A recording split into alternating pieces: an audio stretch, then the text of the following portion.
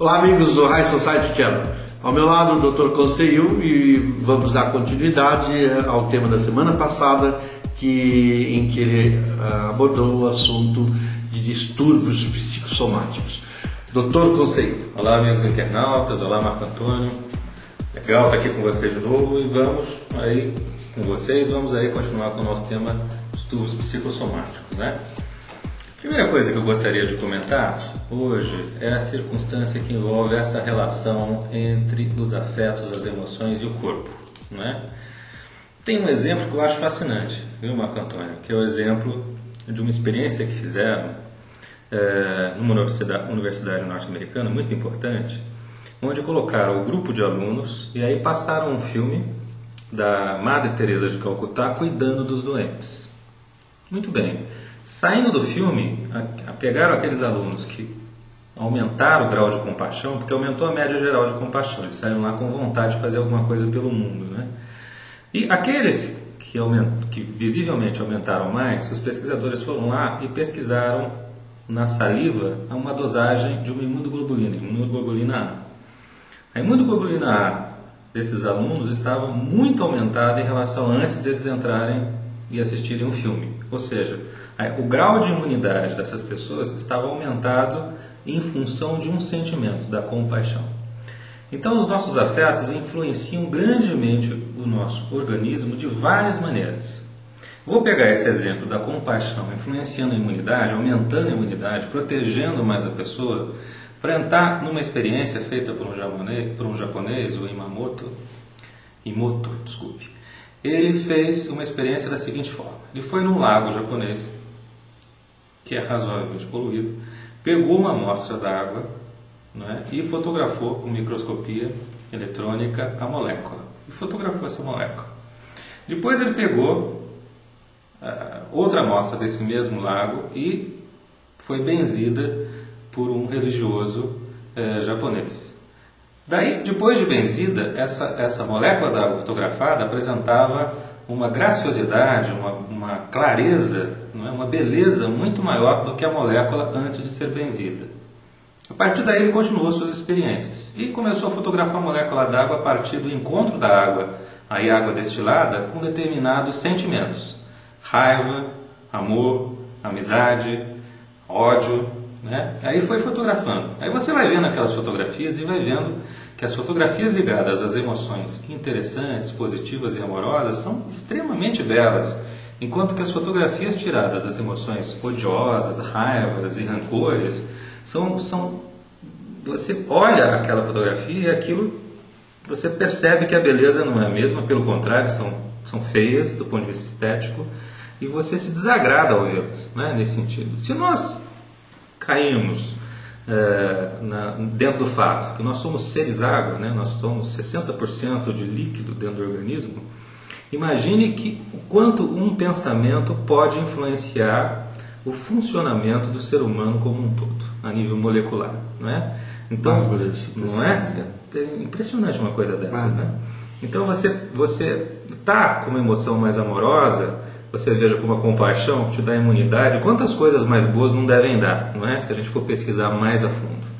Então, eu queria, em primeiro lugar, deixar com vocês isso. O quanto é importante a frequência do nosso pensamento, o quanto essa frequência... Ser positivo, ligado a bons sentimentos, ser amável com as pessoas. Não é bom só para as outras pessoas, porque também é bom para as outras pessoas, mas é fundamentalmente bom para você e a sua saúde.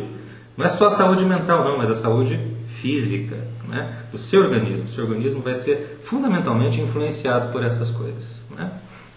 Bom, agora, para dar um pouco de sequência, eu diria que muita gente estudou os distúrbios psicossomáticos, desde Hipócrates, que foi o pai da medicina, ao longo do tempo até hoje. Aí passamos por um grande médico, Alexander, nos Estados Unidos, da Universidade de Chicago, que foi quem, vamos dizer, é o grande introdutor da psicossomática moderna.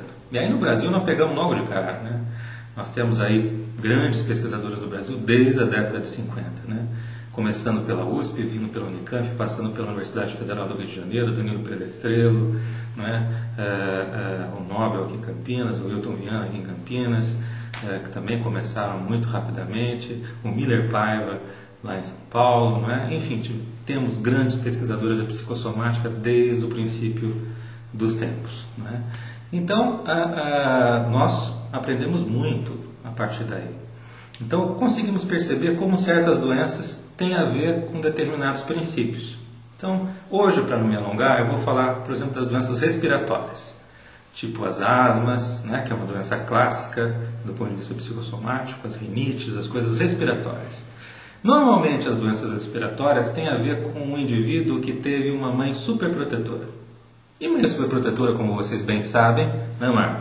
É aquela mãe que superlativiza tudo, né? Então, tá chovendo muito, tá muito frio, né? Então, o filho bota um casaco, bota um gorro, bota não sei o que, às vezes é uma brisa, mas ela acha que aquele negócio parece que está caindo neve, né? Então, ela coloca as coisas de um ponto de vista de muita proteção em relação a tudo, né? Põe chinelo, põe sapato, põe isso, põe aquilo, né?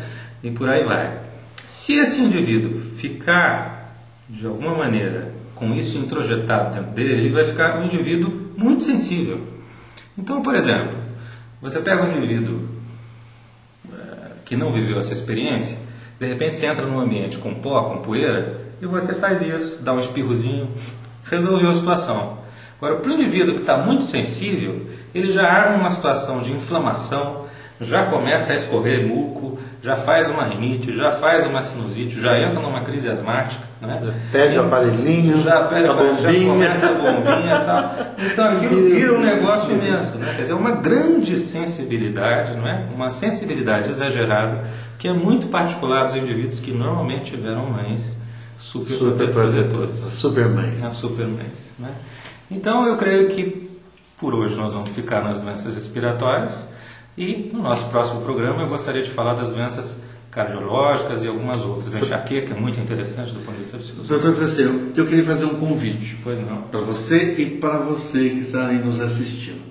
No site, no highsocietyonline.com.br, essa semana nós estamos colocando uma pesquisa, uma enquete. O que você mais detesta? Traição, arrogância, são 5 itens. E daqui umas 2 semanas eu vou pedir para o Dr. Conselho fazer um comentário a respeito disso, do que o pessoal mais detesta. Tá? Vai ser muito interessante. Vai ser muito interessante. Olha, contamos aí com você na pesquisa. E te faço um convite para você elaborar também essas questões, para a gente saber o que o pessoal pensa a respeito de todas essas coisas. Legal. Tá okay? Então, semana que vem a gente volta com o Dr. Conselho com o quadro Comportamento. Um grande beijo para vocês, uma boa semana. Tchau.